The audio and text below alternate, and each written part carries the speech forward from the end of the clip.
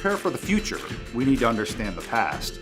The sediment that builds up in the bottom of a lake over hundreds of years holds fossilized algae that tell us how water quality has changed over time since Europeans settled this region. I'm kind of like a time traveler in that we are working to understand the past to preserve water quality for the future.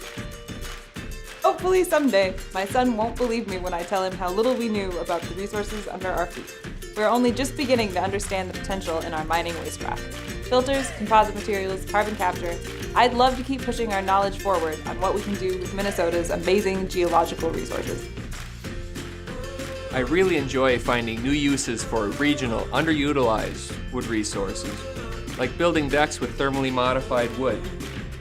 With better financial incentives to sustainably harvest timber, we will have healthier forests for generations to come. We know what a waste problem plastics have become, but the bio-based polymers we're developing are from natural materials. We think they're strong enough for decking and furniture. Out with the petroleum plastics, in with natural materials. We are working on the innovative water treatment technology.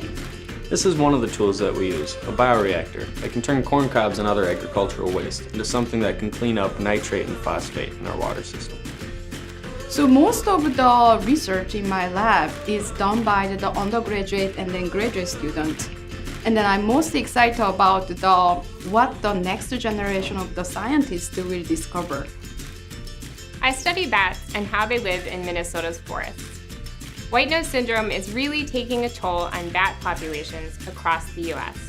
But if I had millions of dollars to spend on research, I'd love to develop GPS technologies that would allow us to track bats for an entire year. We could learn more about where they live in the summer and where they hibernate in the winter to help protect their habitats and help their populations rebound. I'm worried about a future that has less and less ice and snow cover on our lakes.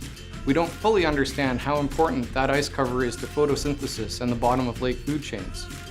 I feel like I'm in a race against time to get data from under the ice so we're better prepared for our warmer future.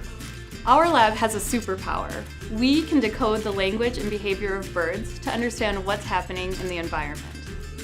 I'm excited for a future that brings us better technologies so we can track birds over space and time and do more to conserve biodiversity for future generations. Wouldn't it be amazing if someday Minnesota could produce the titanium powders and metals that go into high-value products? My research is headed in that direction. We're on the right track to take this ilmenite resource and develop its potential right here in Minnesota. Fossil fuels are slowly phasing out, and I can see a future that relies on renewables for energy and engines. But it's going to take a lot of research to help make that transition. I'm excited to be a part of it, developing a coal alternative from biomass resources. Here's a radical idea. Let's give our scientists more time to do science. NRRI is developing the Project Management Office to help with organization and execution of projects. We are working toward a more resilient future, and you are part of that future. So, what does the 22nd century look like?